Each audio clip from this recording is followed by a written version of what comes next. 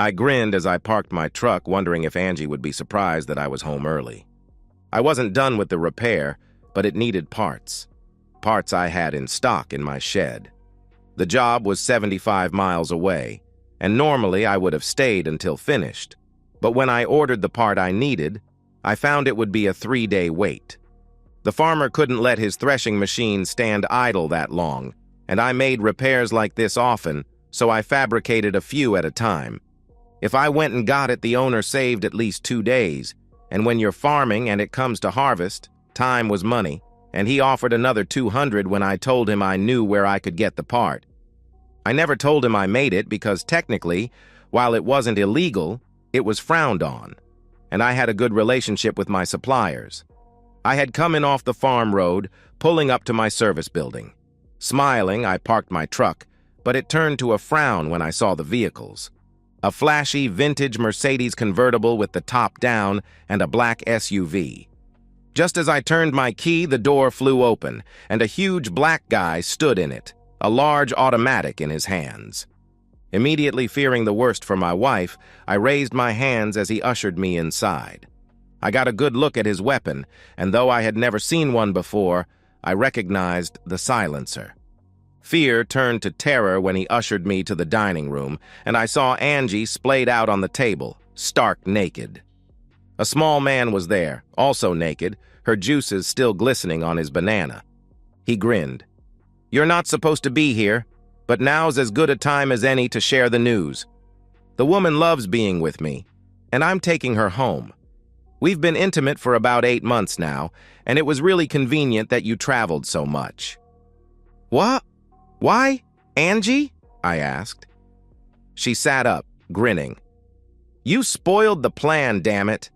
I was letting his cum slide out right in front of where you sit, so even though I'm gone and you'd never know, you'd be eating over his contains. The why? He's rich and powerful and gives me anything I want.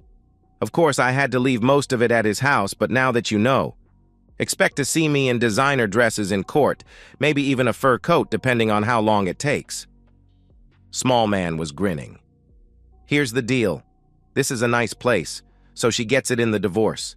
In return, you get to keep your business and whatever pennies you have saved up. It doesn't matter if you agree or not, it'll happen."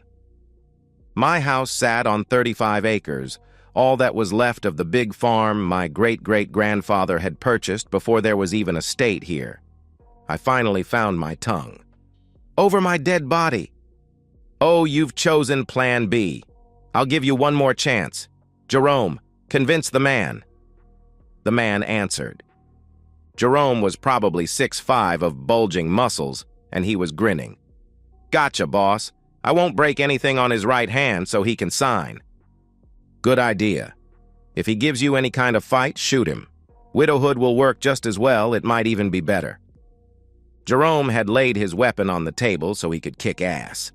I had backed up behind the table, right in front of the old-fashioned picture window my loving wife refused to let me replace. I held the opinion it raised our heating and cooling costs. But Angie loved the view. He wasn't expecting it, and I threw one of the heavy oak chairs at him, catching him by surprise and knocking him down. The other guy raised his weapon and the boss was screaming to him to shoot me, so I snatched up another chair and threw it through the window, with me right behind it. I hit the ground and bounced up running. Jerome had grabbed his weapon and jumped through the window right behind me, shooting as he ran. I could hear it make sounds kinda like compressed air, and could see the dirt gouges flying up in the light of the full moon. Then it felt like somebody ran a hot bar across my arm, and it made me run faster. My tool shed was to my right, so I darted in and slammed the door, turning the lock. Jerome was cussing a mile a minute. "You little shit! Come out or I'll kill you slow!"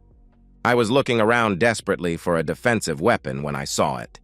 We lived in an area right on the edge of the kudzu range, and I'd bought one of those weed burners to keep them at bay. Angie loved it, but complained about carrying around the heavy propane tank. Then one day she showed me a couple of sites on YouTube. Elon Musk actually sold flamethrowers that looked like water blasters kids use, but they were sold out. There was another site called the Hack Brothers that copied it, using a kid's toy as a base.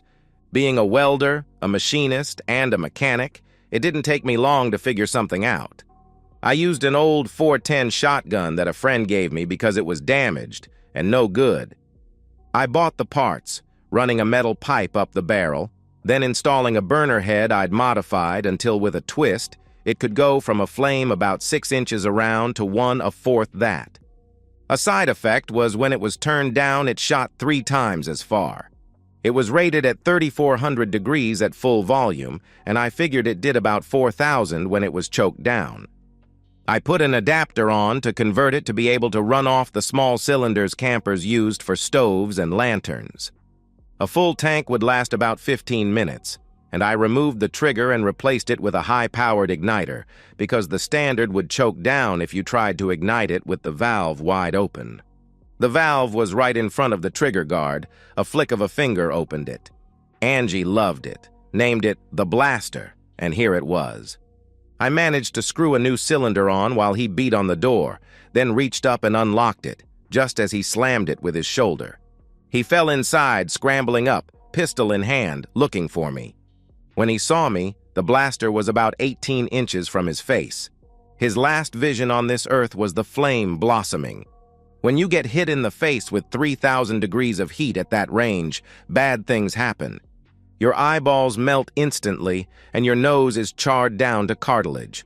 Your lips are burned off, and your tongue looks like a bratwurst left on the grill too long. The flame travels down your throat, searing your lungs. You flop on the ground, making strangled, gacking noises, in extreme pain, I imagine, until you die. Not that I cared, but I dragged him out of the shed because his clothes were on fire. I looked at the misshapen lump on top of his shoulders and remembered the sneer on his face as he was going to attack me. Fuck him. He probably got what he deserved, and I wondered how many other husbands had experienced pain at his hand. My adrenaline was still pumping, and now I was angry. Very angry. I picked up the blaster and the pistol, checking the magazine. 3 bullets left. Then it occurred to me he would not travel without a reload and found 2 magazines in his belt.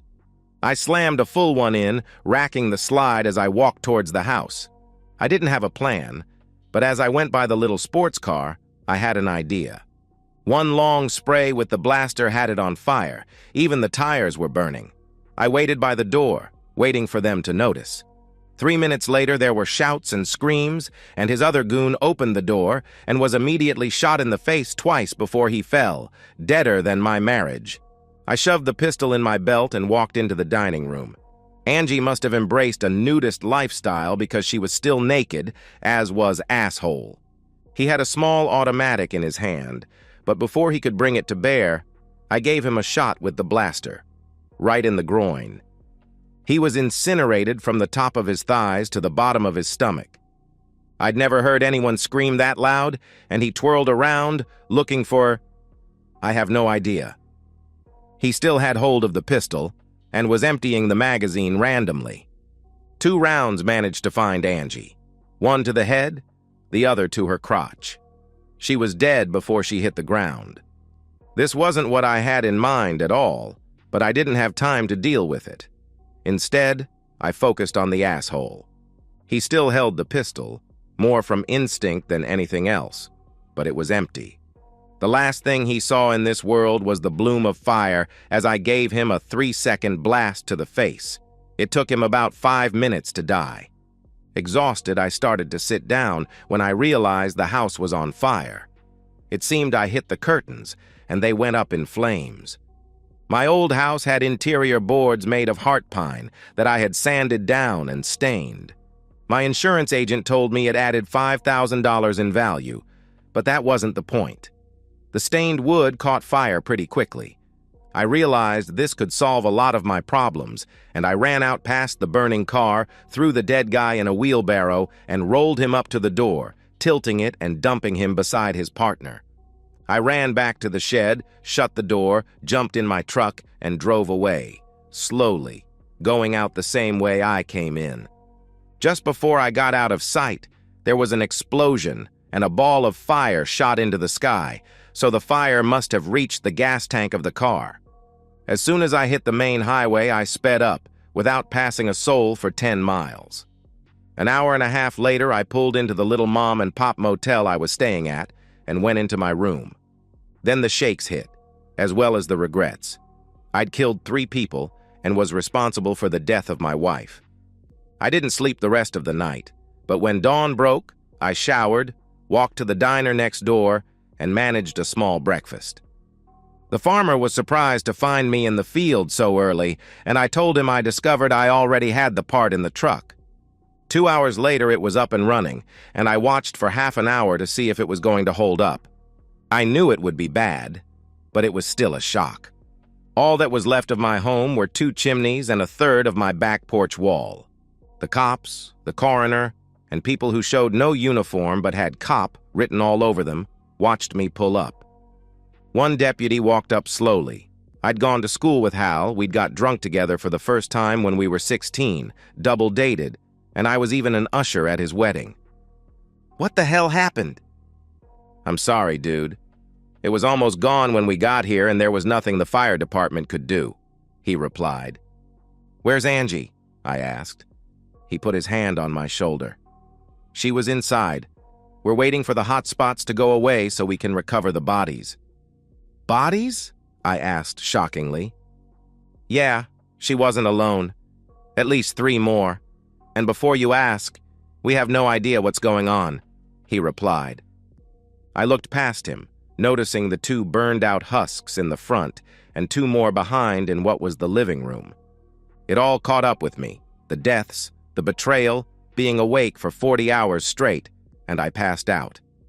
I came to on a gurney with an IV in my arm. The EMTs were also friends. It was hard not to know everyone in a small community, and Cherry put her hand on my chest. "Lay still, honey. You went into shock, so we're taking you to the hospital for observation, and they'll probably keep you overnight." "What happened?" I asked. Cherry grimaced. "I don't know.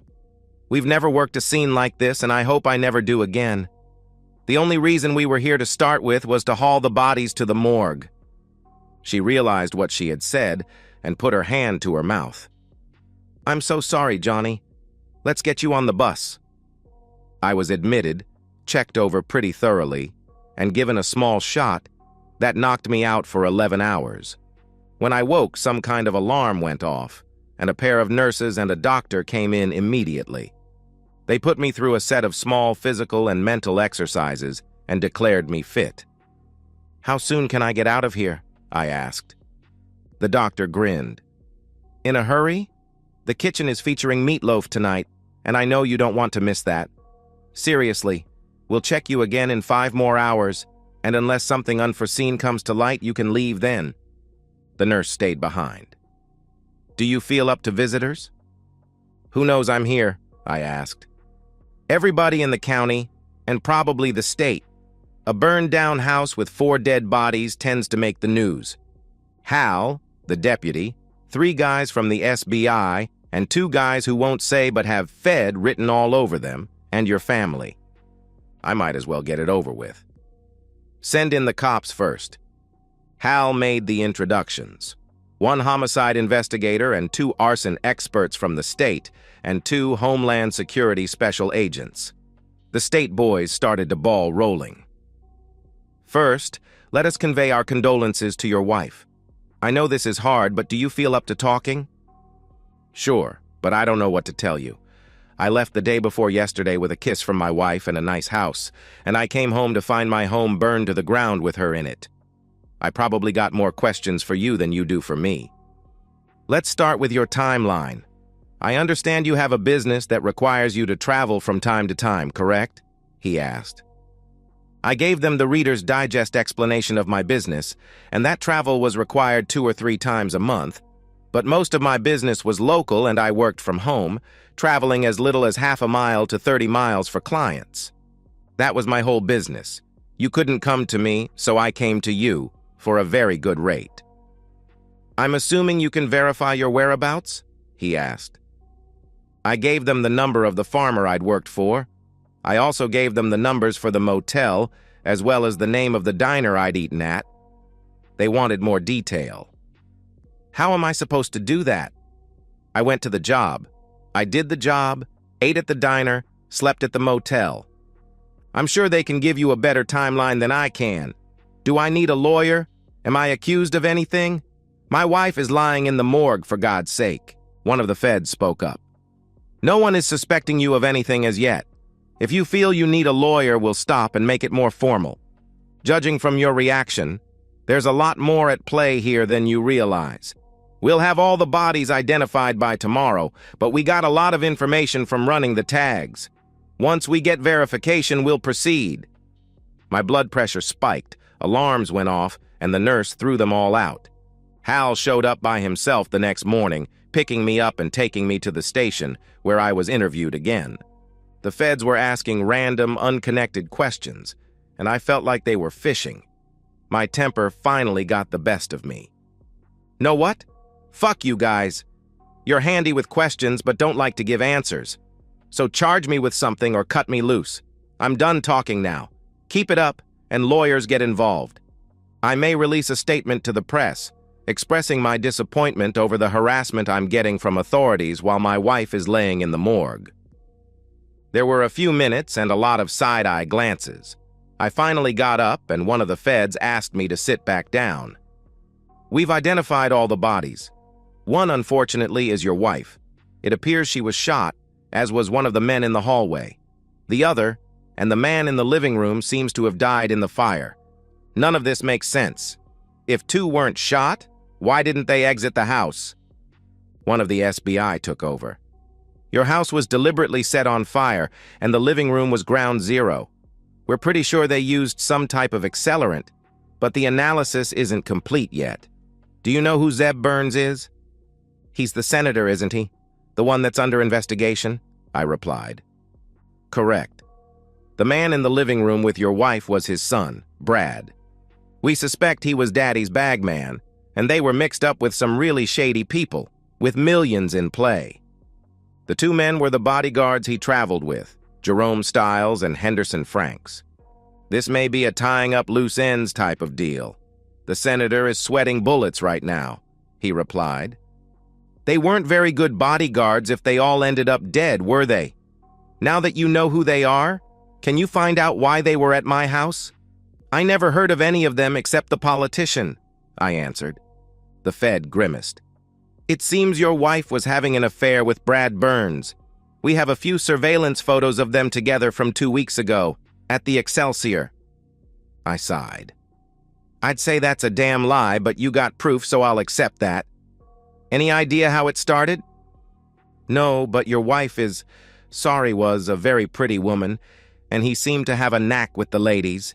As far as them being at your house, it could have been just a tryst, or something more serious, he replied. Describe serious, I asked. We have the senator's personal assistant and his son discussing looking for somewhere away from prying eyes, and you're about as isolated as it gets. No close neighbors, surrounded by woodland and fields, with limited avenues of access, he replied. A thought hit me. Do you suspect me of being in on something with them? That's an open question. Were you? He replied. I stood up. I'm done talking now. I don't want to deal with this shit right now. How soon can I claim the body of my wife for burial? Hal looked uncertain, but one of the state guys said they'd be done with their examination by tomorrow. They asked me to stay and continue the conversation, but I had all I could stand. I'm leaving now. I don't like where these discussions are going, and while I've done nothing wrong, I think going forward there will be legal representation, and you can coordinate with whoever I chose on how and when further interviews are scheduled, I replied. I walked out to see Angie's sister and mother waiting for me. Mom launched herself into my arms and sobbed, while Gail held back. I needed to have a private conversation with her, soon. I consoled her, not crying, putting it off to numbness. But after discovering her cheating, I found I had no feelings for Angie, not anymore. We rode to the funeral home, and I let Mom pick out the coffin and the flowers, telling them we'd call when they collect the body. The casket would be closed because there would be nothing to view except for a charred piece of meat. They wouldn't be able to embalm her, and the director got me to the side and explained they would be keeping her frozen until right before the service, and especially seal the casket due to possible smell. I nodded, signed what I needed to sign, and left. I had a friend in real estate, and she found me a little garage apartment that would suit my needs. I'd still work out of the farm, none of the buildings burned. They put the car fire as caused by the heat of the house. The SUV had the paint scorched off the entire front end, so it was a reasonable assumption. We had the funeral on Sunday, and there was a large turnout. I played the numb, grieving widower as they lowered her into her grave. Monday, I called my insurance agent and got some bad news. And a little good news. I can't release the money for the house because it's still a crime scene. As soon as it clears, we'll start the paperwork. What we can do is release the life insurance, her cause of death has been determined, and you'll have the check by the end of the week. I think once the paperwork is over, we can cut you a check for the property. I'm really sorry about Angie, John. Any idea what happened? He answered. Thanks, Fred. It's still an ongoing investigation, and I've been told not to discuss it. Call me when the money can be released, I replied. Then I went to see Gail. I looked her in the eye. Tell me the truth, Gail. Angie's gone and you don't have to protect her any longer. Did you know? To her credit, she told me the truth. I found out a week before she died, by accident. When I confronted her, we had a strange conversation. She told me she had found her true soulmate, and she was going to leave you before the month was out. Angie told me she was trying to find a way to keep the house, and for the first time in the conversation I laughed, telling her no judge in the state would give it to her, and besides, I reminded her of the prenuptial agreement to split everything down the middle except the property. She looked at me and almost grinned, telling me she had a way. We didn't talk again, and now she's dead. What's going on? Gail answered. All I can say is she may have gotten tangled up in something she couldn't control, and it bit her on the ass. I've always liked you and Mom, and I'd like to stay in your lives somehow, but if it's too difficult, I replied. She jumped into my arms, kissing me hard. Didn't look for that today. Mom will lean on you even harder now. It was just me and Angie, and now it's just me. And if want my opinion, you married the wrong sister. What? You were 15 when we met. She giggled. Should have waited. Anyway, I'm all grown up and everything now. I know you need to mourn and come to terms with what Angie did, but when I'm sure you're in your right mind, you're taking me to dinner. She laughed at the shocked look on my face.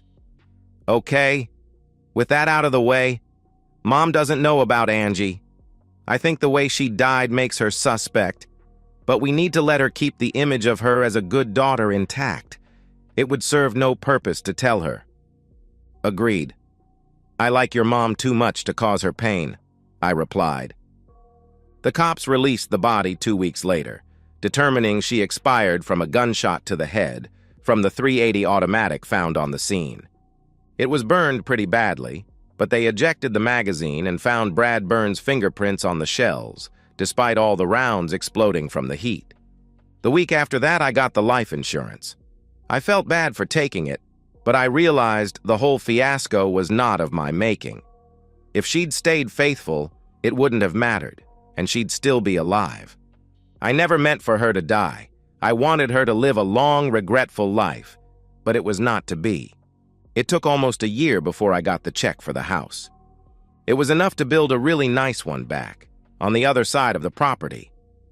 I kept the buildings intact, using them for my business address. I had it wired for security, something I was glad I hadn't done before. They dropped the investigation 6 months after the incident, writing it off as a criminal enterprise gone wrong. They had no evidence I was there, and I had a solid alibi between the motel management, the farmer, and the waitress at the diner, so I was off their list. So then, I got away with murder. Well, not quite murder except for the asshole. The security guards could be put down to self-defense, but incinerating Brad Burns' junk would have gotten me a prison sentence. As for Angie, I felt bad she had been killed. I'll always wonder what made her decide she had a better offer. I had a feeling from what I learned about the family, it would have ended badly. The senator finally got caught with his finger in the cookie jar. He resigned, leaving his party to scramble to find a replacement 4 months before the election. His party lost the seat by a big margin. Hal came by one day to tell me a bunch of teens in the area were creating mischief, telling me to keep an eye out and keep the cameras on since I was gone a lot. He caught me on weed patrol. I had managed to beat the kudzu back to my property line, and I checked it every 2 weeks. My dad used to say, "Rust never sleeps, kudzu always creeps." He admired the blaster. I'd made a few improvements, the biggest being a spare trigger in front. If you pulled it, the gas came on instantly, without having to turn a valve. I'd also refined the nozzle until it could reduce to a 3/4-inch beam. It would go through a piece of 1/4-inch metal if it were close enough in about 30 seconds. If it was steel, it took longer. Of course, Dale had to use it, grinning as the flames leaped out. "Man, you could sure He stopped, stared at me, and grinned before he handed it back to me. "You ought to get that patented. You could make a lick. Remember to keep those cameras on." I did, and he caught the kids vandalizing my tool shed. I thought about what he said a lot over the next few days. Then I redesigned the blaster, strengthening it so it resembled a flamethrower more than a weed burner, and then applied through the lawyer I'd hired. After 6 months, I was notified it was pending, meaning I could manufacture them, so I produced 100 and tested the market. They sold so well that it was time to open a factory, so I rented an industrial building, hired 12 people for the line and 2 office staff, and we were off to the races. We were assembling roughly 35 a day and had an 8-month-long backlog. I was exhausted and went into the office complaining. My office staff grinned. "I told you it was going to happen. It's time to turn your lawyers loose and talk to some of the big boys that have been sniffing around. You don't need to sell it, just make a licensing agreement to protect yourself." Gail laughed. "Mom's right. Want me to call Jack?" "Yeah," I replied. 9 months later, we had a deal worked out where I got a pretty hefty percentage off everyone manufactured. We covered our asses, marking every box with a warning, intended for home and agricultural use only. It was a really detailed disclaimer, in print large enough to read easily. Production took off as the interest grew, and now you can find it in every home improvement store, hardware store, and online. The company that leased the rights asked us to keep the small factory as an experimental shop. The people we'd hired were happy to keep their jobs, as well as the office staff. Now that I had money, I looked around and found a bigger house on 60 acres, with barns, shops, pastures, and woods. The house had 4 bedrooms, really big bedrooms, and came with a 3-car garage that had an apartment over it. It took 8 months and a ring, but Gail moved in with me and then spent some money sprucing up the apartment. I was on board with moving Mom in. She was getting older and we really didn't like the idea of her living by herself. Our baby's cries woke me. I was in a cold sweat, dreaming about Angie. I never told anyone, especially Gail and Mom. That secret would go to my grave. Gail just mumbled while I got up and changed our son, feeding him, burping him, and rocking him back to sleep, smiling the whole time. Gail had told me earlier that he was going to get a little sister in about 7 months, which made me very happy. I couldn't help thinking they would have been Angie's if she hadn't got tangled up with the asshole. I'd searched my brain for years, trying to see if I'd missed any clues, but I had been completely blindsided. We'd made love the night before I left, twice. It occurred to me it was probably a goodbye fuck to ease her conscience. I was awake now, so I set the coffee maker and turned on the computer. I'd sold my old business, and about as far as I traveled now was the 3 miles to our shop, although I had to attend bi-yearly meetings with the company that held my licenses. Gail always went with me until the baby came, and now she split it between her and Mom. Mom was pretty sharp and more trained in business, and she caught things I would have missed totally. Then the coffee maker beeped, and I poured a couple of cups while Gail stumbled out of the bedroom in a ragged tee and panties, her baby bump just beginning to show. She never looked more beautiful. And that's the end of today's story. If you enjoyed it, please give this video a thumbs up and drop a comment below.